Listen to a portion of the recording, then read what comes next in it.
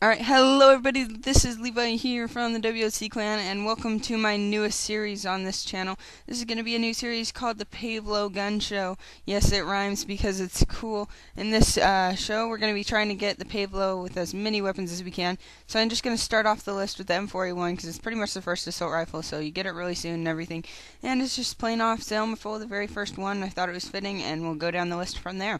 So anyway, guys, today we're going to be talking about a topic that's kind of some alliteration right there. So anyway, we're going to be talking about why the Wii U is going to be able to be successful in the marketplace and such and such and such and such. Yeah. So anyway, there's 12 reasons, sorry, that I have, and this is coming off an article that I'm reading. So I'll probably leave the article link in the description if you want to read it for yourself. But anyway, here we go.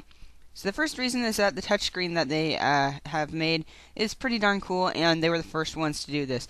Being the first of anything in the business world is very valuable, and therefore they're going to be able to sell a lot of copies of this system because of that reason.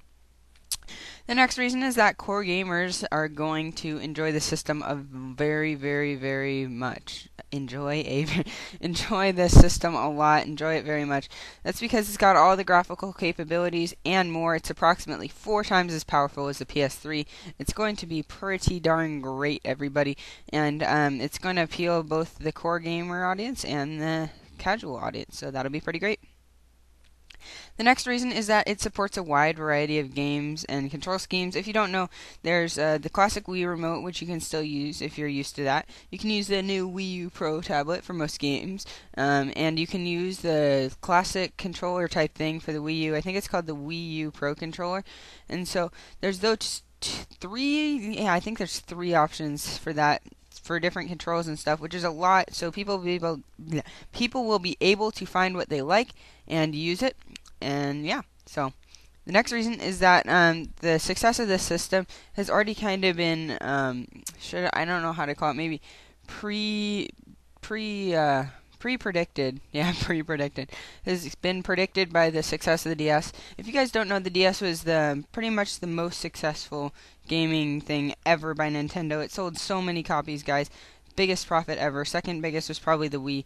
But yeah, so since the DS was like the first touchscreen really, and it was a gaming handheld, like a handheld game thing, gaming handheld, like a handheld gaming thing, really, Levi.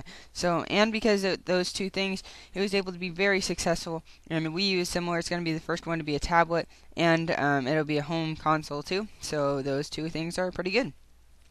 The next thing is that the graphics are not going to be very important anymore. Now that most of the different consoles are all at 1080p, it's not really going to matter now that everybody has the same graphics thing. It's really going to take that out of the picture. Not to mention that with the newest graphics and everything, you really can't even tell the difference between 1080p and something like 4Kp. The resolution's just so darn high, the eyes can't really tell it apart. I mean, there's really no point to it. So, yeah. Next thing is that there's not really any dorky extras or stupid games that are probably going to come out. If you guys don't know, the Wii U, when it first came out, had all sorts of stupid games that completely abused the Wii U's control scheme of being able to like move around and stuff and sense that. And so thank goodness they're not going to be doing that as much anymore. And hopefully that'll be one of the successes of the Wii U.